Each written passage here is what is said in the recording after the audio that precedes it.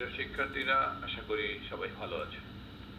আজকে আমরা নবম দশম শ্রেণীর বাংলাদেশ ও বিশ্ব পরিচয় বিষয়ের দ্বাদশ অধ্যায় নিয়ে আলোচনা করব। এই দ্বাদশ অধ্যায়ের বাংলাদেশের অর্থনৈতিক বৈশিষ্ট্যসমূহ আলোচনা। গত ক্লাসে আমরা এই বাংলাদেশের অর্থনৈতিক বৈশিষ্ট্যের 6টি বৈশিষ্ট্য নিয়ে আলোচনা করেছি। বাকি 6টি বৈশিষ্ট্য নিয়ে আজকে আমরা আলোচনা করব।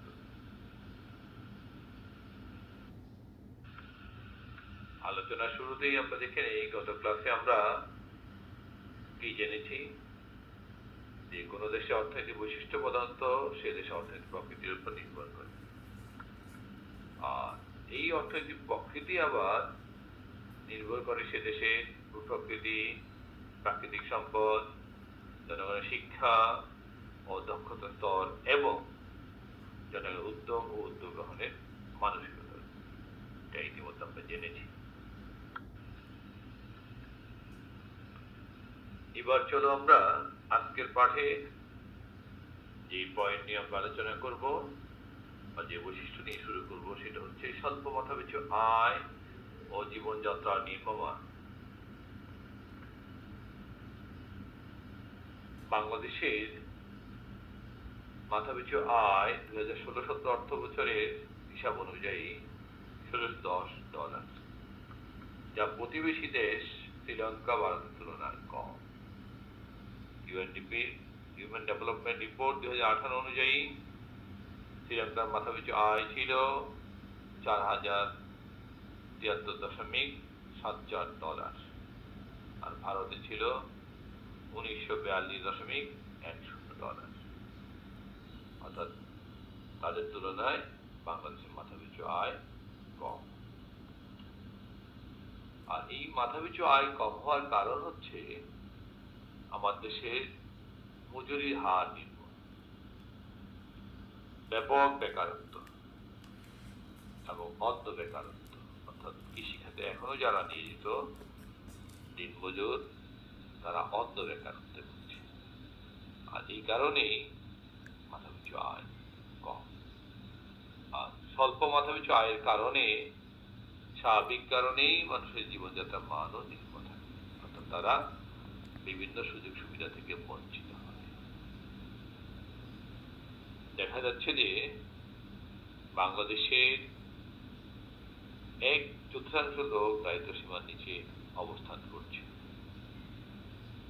বাংলা অর্থনৈতিক সমীক্ষা 2018 অনুযায়ী দেশের দারিদ্র্যের হার হচ্ছে 24.8%।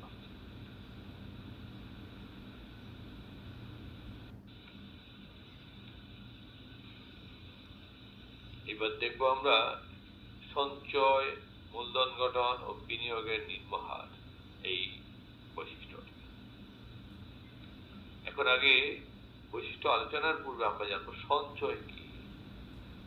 অর্থাৎ মানুষ তার আয়ের যে অংশ ভবিষ্যতের জন্য জমা রাখে, অর্থাৎ আয় থেকে ভোগ ব্যয় বাদ দিলে যা অবশিষ্ট থাকে তা হচ্ছে সঞ্চয়। আর এই সঞ্চয় আবার ভবিষ্যতে বিভিন্ন কাজে ব্যয় করে। সঞ্চিত অর্থ যখন উৎপাদন কাজে ব্যয় করা হয় তখন তাকে বলা হয় বিনিয়োগ। আর মূলধন হলো উৎপাদনের উৎপাদিত উপাদান, যা ইতিমধ্যেই তোমরা জেনেছ। আর মূলধন গঠন হচ্ছে মূলধন বৃদ্ধি বা মূলধন সংযোজন। আর একটু আগে আমরা যা বলেছি যে বিনিয়োগ, এই মূলধন সংযোজন বাবদ ব্যয়কে বলা হচ্ছে বিনিয়োগ। অর্থাৎ আগে তোমার একটা কারখানা ছিল, সেখানে 50 জন শ্রমিক 50টা মেশিন দিয়ে কাজ করত।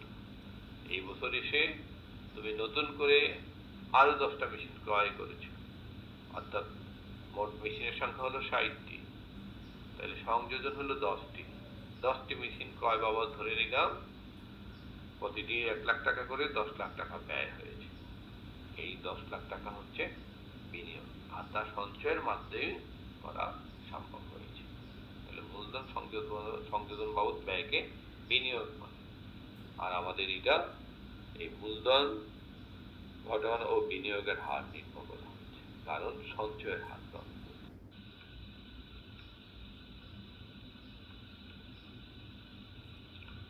এখন দেখি আমার দেশের বাংলাদেশ অর্থনৈতিক সমীক্ষা অনুযায়ী অর্থাৎ 2018 অনুযায়ী সঞ্চয়ের হার ছিল 22.83, সেখানে বিনিয়োগের হার ছিল 27.4, যা অতি সামান্য একটা দেশের জন্য। এই যেহেতু সঞ্চয়ের হার কম, তাই বিনিয়োগের হারও কম। আর এই সঞ্চয়ের হার কম হওয়ার মূল কারণ হচ্ছে মাথাপিছু আয় কম, স্বল্প মাথাপিছু আয়।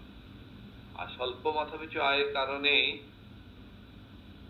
স্বল্প সঞ্চয় হচ্ছে, অর্থাৎ সঞ্চয়ের হার কম হচ্ছে। সঞ্চয়ের হার কম হওয়ার কারণে বিনিয়োগের হার কম হচ্ছে, আর বিনিয়োগের হার কম হওয়ার কারণে স্বাভাবিক কারণে শিল্প ইন্ডাস্ট্রির সংখ্যা কম হচ্ছে, অর্থাৎ কর্মসংস্থানের সুযোগ কমে যাচ্ছে। আর এই যে স্বল্প মাথাপিছু আয়, সঞ্চয়ের হার কম হয়, বিনিয়োগের হার কম হয়, এই কারণে কর্মসংস্থান হারও কম হয়।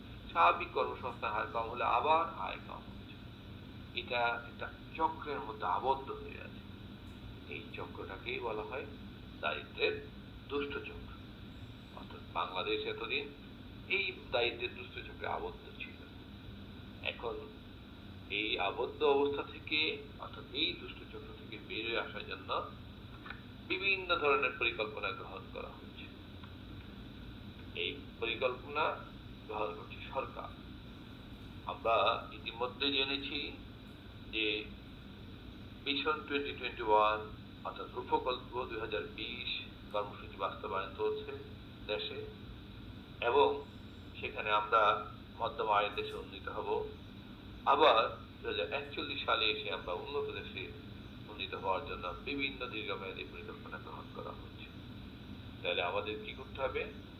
আগে মাথাপিছু আয় বাড়ানোর জন্য প্রয়োজন হবে যে আমাদের বেশি পরিমাণে বিনিয়োগ করতে হবে, আর সেটা সঞ্চিত অর্থগুলো কি করতে হবে? উৎপাদন কাজে ব্যয় করতে হবে। অর্থাৎ অনুৎপাদনশীল খাতে ব্যয় কমিয়ে উৎপাদনশীল খাতে ব্যয় বৃদ্ধি করতে হবে। আর উৎপাদনশীল খাতে ব্যয় বৃদ্ধিকে আমরা বলছি মূলধন গঠন বৃদ্ধি পাবে। মূলধন গঠন বৃদ্ধি পেলে স্বাভাবিক কারণে কর্মসংস্থান সুযোগ বৃদ্ধি পাবে, আর মানুষ যত বেশি কাজ করবে তার আয় উপার্জন তত বেশি বাড়বে। আর আয় উপার্জন বাড়লেই স্বাভাবিক কারণে সে এই চক্র থেকে বেরিয়ে আসতে পারবে এবং দেশ ও সবদিক থেকে এগোতে থাকবে। এবার দেখবো আমরা আরেকটি বৈশিষ্ট্য, সেটা হচ্ছে অবকাঠামোর দুর্বলতা। এই বৈশিষ্ট্য আলোচনার পূর্বে আমরা দেখব অবকাঠামো কি, জানবো আমরা আগে। অবকাঠামো বলা হয় কোন একটা দেশের অর্থনীতিকে গতিশীল করার জন্য বা বেগবান করার জন্য বা অর্থনৈতিক উন্নয়নের জন্য যে প্রাথমিক উপাদানগুলো কাজ করে বা বিষয় বা বুনিয়াদগুলো কাজ করে, সেগুলোকে বলা হয় অবকাঠামো। আর এই অবকাঠামো দুই ধরনের। একটা হচ্ছে সামাজিক অবকাঠামো, যেখানে রয়েছে শিক্ষা, স্বাস্থ্য, বিনোদন ব্যবস্থা। অর্থাৎ সামাজিক এই উপাদানগুলো অর্থনীতিকে পরোক্ষভাবে সহায়তা করে। স্বাভাবিক কারণে মানুষ শিক্ষিত হতে হয়, আর শিক্ষিত উপশিক্ষিত হওয়ার পাশাপাশি মানুষকে সুস্বাস্থ্যের অধিকারী হতে হয়। স্বাস্থ্য ভালো না থাকলে কাজ করে আরাম পাওয়া যাবে না বা কাজ করা যাবে না। আবার শুধু কাজ আর কাজ না, তার সঙ্গে বিনোদনের ব্যবস্থা থাকতে হবে, তাহলেই মানুষ কর্ম উদ্যোগ এবং কর্মস্পৃহা বৃদ্ধি পাবে। এগুলো হলো সামাজিক অবকাঠামো। অর্থনৈতিক অবকাঠামো, যেগুলো অর্থনীতি সরাসরি বা প্রত্যক্ষভাবে সহায়তা করে, যোগাযোগ ও পরিবহন ব্যবস্থা, আর্থিক প্রতিষ্ঠান, বিদ্যুৎ, গ্যাস ও জ্বালানি সরবরাহ, বাঁধ ও সেচ ব্যবস্থা। এগুলো অর্থনীতিকে বা উৎপাদনকে সরাসরি সহায়তা করে, উৎপাদনকে গতিশীল করে। যত বেশি উৎপাদন হবে স্বাভাবিক কারণে তত বেশি দেশে অর্থনৈতিক অবস্থা গতিশীল থাকবে বা অর্থনৈতিক উন্নতি বা সমৃদ্ধি আনায়ন হবে। এই সামাজিক অবকাঠামোর মধ্যে আমরা দেখলাম শিক্ষা ব্যবস্থা, আমাদের কার্যক্রম চলছে, বিনামূল্যে বই বিতরণ হয়, গণসচেতনতামূলক বিভিন্ন স্বাস্থ্যসেবা প্রদান করা হয় এবং বিভিন্ন বিনোদন কেন্দ্র আমাদের দেশে আছে এবং বিভিন্ন বিনোদনের ব্যবস্থা রয়েছে। এগুলো সবই হচ্ছে সামাজিক অবকাঠামোর অন্তর্ভুক্ত বিষয়। এবার দেখব যে যোগাযোগ ব্যবস্থার মধ্যে বিভিন্ন ইলেকট্রনিক যোগাযোগ, ডাক ও টেলিযোগাযোগ এবং পরিবহন ব্যবস্থার মধ্যে স্থল, জলপথে এবং আকাশপথে পরিবহন ব্যবস্থা আমাদের রয়েছে এবং দিন দিন সেগুলো উন্নতির দিকে ধাবিত হচ্ছে। উৎপাদন কাজে আর যেটা প্রয়োজন বিদ্যুৎ, গ্যাস এবং পানি সরবরাহ, এর মাধ্যমে উৎপাদন গতিশীল হয়। আবার আর্থিক প্রতিষ্ঠান, ব্যাংক, বীমা প্রতিষ্ঠানগুলো অর্থনীতিকে সরাসরি সহায়তা করছে। আবার পানি সেচ এবং বাঁধ, এগুলোর মাধ্যমেও অর্থনীতি গতিশীল হয়, অর্থাৎ উৎপাদন কার্যক্রম গতিশীল হয়, বেগবান হয়। এইগুলোকে আমরা বলবো অর্থনৈতিক অবকাঠামো। এগুলোর মাধ্যমে সরাসরি অর্থনীতি সচল হয় বা অর্থনীতির চাকা গতিশীল থাকে, অর্থনৈতিক উন্নয়ন সাধিত হয়। আর এই জন্য এগুলোকে বলা হবে অর্থনৈতিক অবকাঠামো। আর এদিক থেকে আমরা আমাদের এই অর্থনৈতিক এবং সামাজিক অবকাঠামোগুলো তুলনামূলকভাবে কম উন্নত এবং অপর্যাপ্ত। যতটা প্রয়োজন সে পরিমাণে এখনো গড়ে ওঠে। আর্থসামাজিক অবকাঠামো অর্থনৈতিক উন্নয়নের ভিত্তি স্বরূপ, অর্থাৎ একটা দেশের অর্থনৈতিক উন্নয়ন নির্ভর করে এই অর্থনৈতিক অবকাঠামোগুলোর উপর। স্বাভাবিক কারণে রাস্তাঘাট যদি ভালো হয়, তাহলে পরিবহন ব্যবস্থা ভালো হলে পণ্য সরবরাহ সহজ হয়, বাজারজাতকরণ সহজ হয় এবং উৎপাদন উপকরণগুলো সহজে এক স্থান থেকে অন্য স্থানে গতিশীলতার মাধ্যমে তার উৎপাদনকে সচল রাখতে পারে। আবার উৎপাদিত পণ্য বাজারে পৌঁছানো, সেই বিমানের মাধ্যমে বিদেশে পৌঁছানো, জাহাজে, জলপথে বিভিন্ন স্থানে পৌঁছানোর ফলে স্বাভাবিক কারণে বাজার ব্যবস্থা স্থিতিশীল থাকে এবং উৎপাদিত পণ্যের ন্যায্য মূল্য পাওয়া যায় এবং শ্রমিকরা তাদের ন্যায্য মজুরিও পায়। অবকাঠামো উন্নত না হলে উন্নয়ন কর্মকাণ্ড ব্যাহত হয়। স্বাভাবিক কারণে যদি ঢাকা থেকে উৎপাদিত পণ্য চিটাং পোর্টে অর্থাৎ বন্দরে পৌঁছতে না পারে সঠিক সময়ে, তাহলে কি হবে? তার যে বিদেশে রপ্তানির মাধ্যম ছিল জলপথ, সেটা বিঘ্ন করবে। আবার যে পণ্য যেখানে উৎপন্ন হয় সেটা যদি সারা দেশে বিক্রি করা সম্ভব হতো, তো স্বাভাবিক কারণে ওই পণ্য থেকে আয় উৎপাদনও বৃদ্ধি পেত। এখন কোনো কোনো জায়গায় দেখা যায় যে রাস্তাঘাট অবস্থা খারাপ, সেখানে উৎপাদিত পণ্য ওই স্থানীয়ভাবে বিক্রি করতে হয়, এতে করে ন্যায্য মূল্য থেকে বঞ্চিত হয়, অর্থাৎ উপযুক্ত মূল্য পাওয়া যায় না। আর এই অবকাঠামো উন্নত হলেই উন্নয়ন কর্মকাণ্ড সচল হবে এবং সেক্ষেত্রে এই বাংলাদেশের এই অর্থনৈতিক এবং সামাজিক যে অবকাঠামোগুলো আছে সেগুলো তুলনামূলকভাবে উন্নত অপর্যাপ্ত। তবে এগুলো উন্নয়নের জন্য বিভিন্ন কর্মসূচি বাস্তবায়ন করা হচ্ছে। এবার দেখব আমরা বৈদেশিক সাহায্যের নির্ভরতা, অর্থাৎ কোন একটা দেশের যে আর্থসামাজিক উন্নয়ন সেটা শুধু তাদের নিজেদের অর্থের মাধ্যমেই সবকিছু সচল করা যায় না। আমাদের মতো উন্নত বা অনুন্নত বা আমাদের মতো উন্নয়নশীল দেশগুলোর ক্ষেত্রে, কারণ সামর্থ্যের তুলনায় কর্মকাণ্ড বা কার্যক্রম বেশি নেওয়া হবে। কারণ সেখান থেকে বেরিয়ে আসার জন্য, যে অনুন্নত অবস্থা থেকে বেরিয়ে আসার জন্য যে কর্মসূচিগুলো বাস্তবায়ন করা হয় বা পরিকল্পনাগুলো বাস্তবায়ন করা হয়, সেই জন্য প্রচুর পরিমাণে অর্থের প্রয়োজন। তাই বিভিন্ন আর্থসামাজিক উন্নয়নের জন্য বৈদেশিক ঋণ ও অনুদানের উপর বাংলাদেশ অতিমাত্রায় নির্ভরশীল ছিল। তবে বৈশ্বিক বিভিন্ন পরিবর্তনজনিত কারণে বর্তমানে এসব উৎস হতে ঋণ ও অনুদান প্রাপ্তি ক্রমশ কমে আসছে। তাই অভ্যন্তরীণ উৎস হতে ঋণের পরিমাণ ক্রমশ বৃদ্ধি পাচ্ছে। অর্থাৎ আমরা আমাদের যে পরিকল্পনা গ্রহণ করি, সেই পরিকল্পনাগুলোর বেশিরভাগ অর্থ বিভিন্ন বৈদেশিক দাতা সংস্থা প্রতিষ্ঠান থেকে ঋণ অনুদানের মাধ্যমে আমরা কার্যক্রম গ্রহণ করে থাকি। তবে এখন যেটা হচ্ছে যে আমরা আমাদের এই পরিকল্পনা বাস্তবায়নের বেশিরভাগ অংশই আমরা আমাদের অর্থের সংস্থান আমরা নিজেরাই আমাদের দিক থেকে করার চেষ্টা করছি।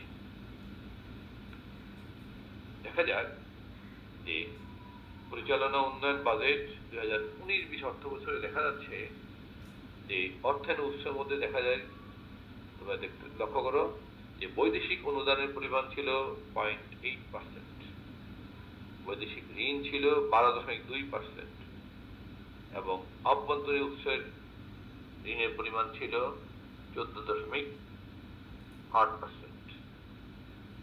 এটাই লক্ষণীয় যে বৈদেশিক ঋণ অনুদানের তুলনায় অভ্যন্তরীণ ঋণের পরিমাণ বেশি।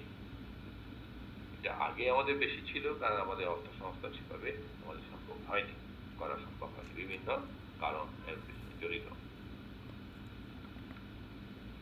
আর এই বৈদেশিক সাহায্যকারী প্রতিষ্ঠানের মধ্যে উল্লেখযোগ্য হচ্ছে বিশ্ব ব্যাংক, এশিয়ান ডেভেলপমেন্ট ব্যাংক এবং বিভিন্ন দেশের মধ্যে উল্লেখযোগ্য হচ্ছে জাপান, চীন, সৌদি আরব অর্থাৎ মধ্যপ্রাচ্যের দেশগুলো এবং বিভিন্ন দাতা সংস্থা ইউএনডিপি, ইউনেস্কো, ইউনিসেফ, এগুলো আমাদেরকে সাহায্য সহযোগিতা করে থাকে। আর অভ্যন্তরীণ উৎসের মধ্যে হচ্ছে যে বাংলাদেশ ব্যাংক এবং বিভিন্ন বাণিজ্যিক ব্যাংক থেকে সরকার প্রয়োজনে ঋণ প্রদান করতে পারে তার কর্মসূচি বাস্তবায়নের জন্য।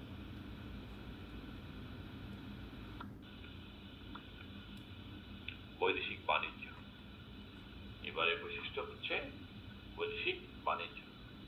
এটা বৈদেশিক বাণিজ্য কি আমরা ইতিমধ্যে আগের ক্লাসগুলোতে হয়তো জেনে গেছি, তারপরে এখন আবার বলবো যে বৈদেশিক বাণিজ্য হচ্ছে দুই বা ততোধিক স্বাধীন দেশের মধ্যে যে বাণিজ্য সংগঠিত হয় তাকে বলা হয় বৈদেশিক বাণিজ্য। অর্থাৎ পণ্য আদান প্রদান, পণ্য সেবার আদান প্রদান দুই বা ততোধিক স্বাধীন দেশের মধ্যে, তাকে বলবো আমরা বৈদেশিক বাণিজ্য।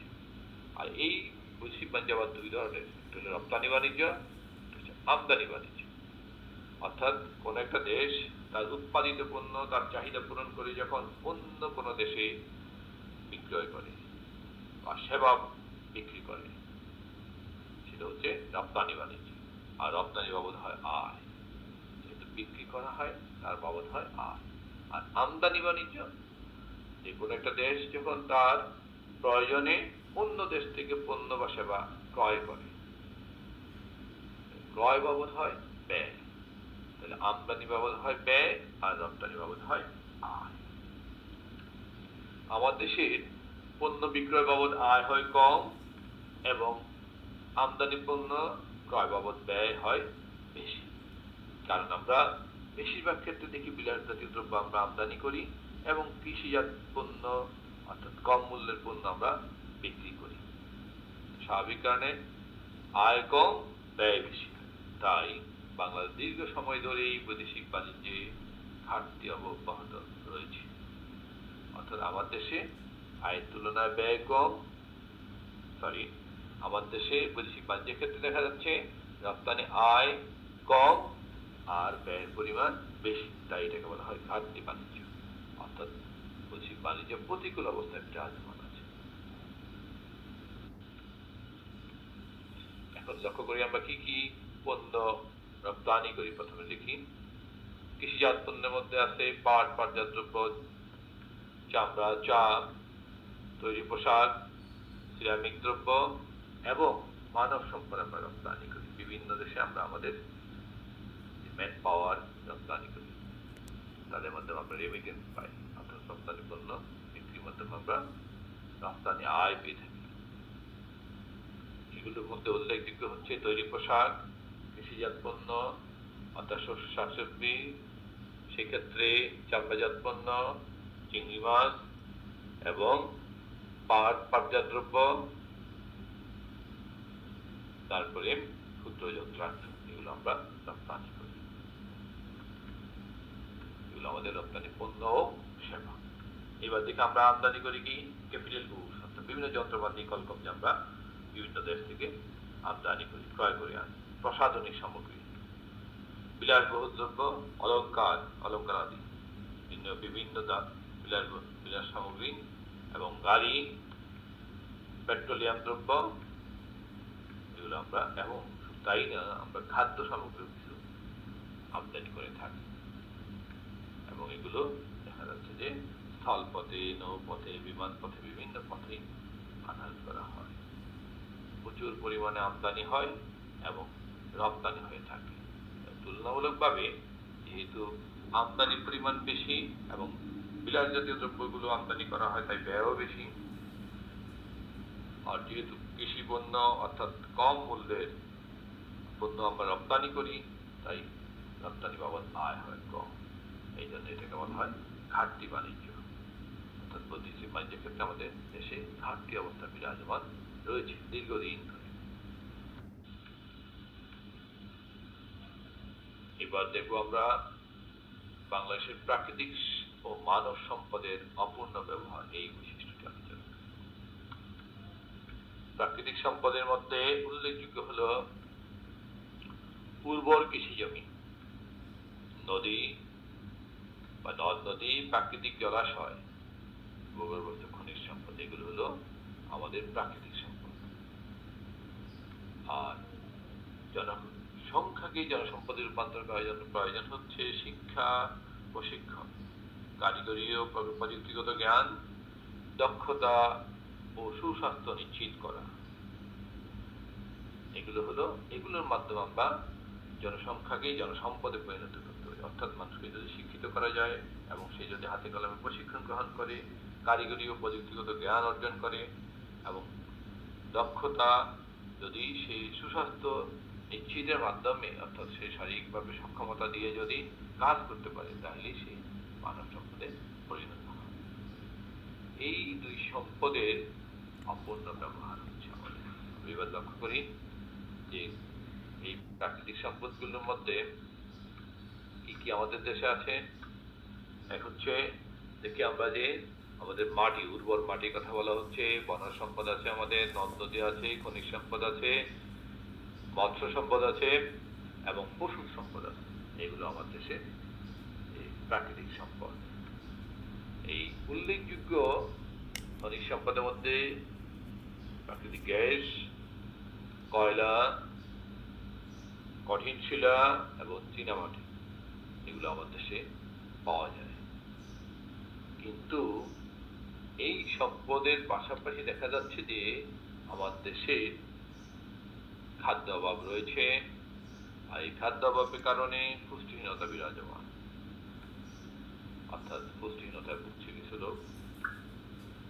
আবার দেখা যাচ্ছে যে প্রযুক্তিগত জ্ঞান দেওয়া হচ্ছে বা শিক্ষা ব্যবস্থা আধুনিকায়ন হচ্ছে, কিন্তু সেটা প্রয়োজনের তুলনায় কম। কারিগরি শিক্ষারও প্রচলন আছে বা সেটাও প্রয়োজনের তুলনায় আমাদের কম। তাই বাংলাদেশের জনসংখ্যা একটি বড় অংশ এখনো শিক্ষা ও স্বাস্থ্য সুবিধা থেকে বঞ্চিত। স্বাভাবিক, কারণ শিক্ষা স্বাস্থ্য সুবিধা থেকে যদি বঞ্চিত হয়, এরা এই বেকারত্বে ভোগে, অর্থাৎ নির্ভরশীল জাতিতে পরিণত হচ্ছে। আর এই বেকারত্ব ও দারিদ্র্যের কারণে জনসংখ্যা একটি বড় অংশ খাদ্য অভাব ও পুষ্টিহীনতায় ভুগছে। যেটা আমরা এর মধ্যে লক্ষ্য করছি যে খাদ্য অভাব আছে এবং পুষ্টিহীনতা আছে। এর মূল কারণ কি? বেকারত্ব এবং দারিদ্রতা। অর্থাৎ দারিদ্র্যের কারণে তারা, বেকারত্ব স্বাভাবিক, সামর্থ্য নাই। আর বেকারত্ব কি আমরা ইতিমধ্যে জেনেছি। আর সেখানে দারিদ্রতা রয়েছে, আর সেই কারণেই তারা খাদ্য অভাব এবং পুষ্টিহীনতায় ভুগছে। কাঙ্ক্ষিত মাত্রার বিজ্ঞান শিক্ষা, কারিগরি ও প্রযুক্তি শিক্ষার বিস্তার এখনো ঘটেনি। তাই মানব সম্পদের পূর্ণ ব্যবহার সম্ভব হয়নি। অর্থাৎ প্রাকৃতিক ও মানব সম্পদের অপূর্ণ ব্যবহার লক্ষণীয়। এবার আজকে ক্লাস থেকে আমরা কি শিখলাম দেখি। যে বাংলাদেশের 2016-17 অর্থ বছরে মাথাপিছু আয়ের পরিমাণ কত ছিল? তোমরা ইতিমধ্যে লক্ষ্য করেছ, সেটা ছিল 1610 মার্কিন ডলার। দেশে শতকরা কত ভাগ লোক দারিদ্র সীমার নিচে অবস্থান করছে? 24.8%। আমরা 1/4 করছি। কোন দেশে অর্থনৈতিক উন্নয়নের ভিত্তি কোনটি? সেটা হচ্ছে আর্থসামাজিক অবকাঠামো। অর্থাৎ আর্থসামাজিক অবকাঠামোর উপরেই নির্ভর করে সে দেশের অর্থনৈতিক উন্নয়ন। বাংলাদেশের দীর্ঘ সময় ধরে বৈদেশিক বাণিজ্যে কি অব্যাহত রয়েছে? ঘাটতি অব্যাহত রয়েছে। অর্থাৎ রপ্তানি আয়ের তুলনায় আমদানি ব্যয়ের পরিমাণ বেশি। তোমরা ইতিমধ্যে লক্ষ্য করেছো। কোন দেশের জনসংখ্যাকে জনসম্পদে রূপান্তরের উপায় কি কি? একটু আগেই জেনেছ। শিক্ষা ও প্রশিক্ষণ, কারিগরি ও প্রযুক্তিগত জ্ঞান, দক্ষতা ও সুস্বাস্থ্য নিশ্চিত করা। যদি সম্ভব হয় তাহলেই কোন একটা দেশের জনসংখ্যাকে জনসম্পদে পরিণত করা সম্ভব হবে। তাই আমাদের প্রয়োজন হবে এই খাতগুলোকে যেন সচল রেখে আমরা সবাই শিক্ষিত, প্রশিক্ষিত এবং কারিগরি জ্ঞান সম্পন্ন হয়ে এই দেশ গঠনে ভূমিকা পালন করতে পারি এবং সুস্বাস্থ্যের অধিকারী হই। স্বাস্থ্যহানি ঘটে এই ধরনের কাজের সঙ্গে আমরা সম্পৃক্ত হব না। তাহলেই আমরা এই দেশকে সমৃদ্ধির দিকে নিয়ে যেতে পারব। তোমরা এবার বাড়ি কাজটি তুলে নাও। এখানে একটি চক্র, ক চক্র দেওয়া আছে। সেখানে স্বল্প মাথাপিছু আয়, স্বল্প সঞ্চয়, স্বল্প বিনিয়োগ, স্বল্প কর্মসংস্থান। জ্ঞানমূলক কোশ্চেন হচ্ছে অবকাঠামো পদার্থ কয় ভাগে বিভক্ত? অনুধাবনমূলক প্রশ্ন, আর্থসামাজিক অবকাঠামো অর্থনৈতিক উন্নয়নের ভিত্তি স্বরূপ ব্যাখ্যা করো।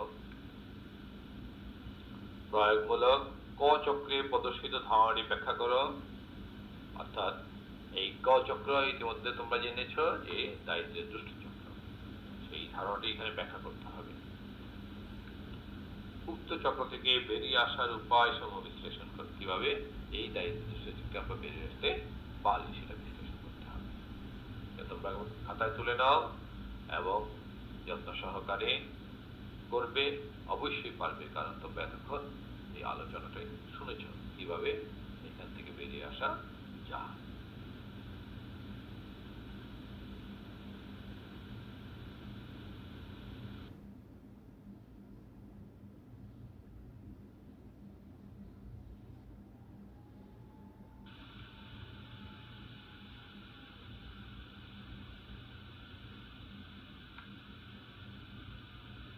আমরা সবাই দায়িত্বশীল আচরণ করব, দায়িত্ব পালন করব, সৎ ও যোগ্য নাগরিক হিসেবে দেশ গঠনে ভূমিকা পালন করব। তাহলেই আমাদের এই সোনার বাংলা সমৃদ্ধি বাংলার পরিণত হবে, উন্নত দেশে উন্নীত হবে। সবাইকে ধন্যবাদ।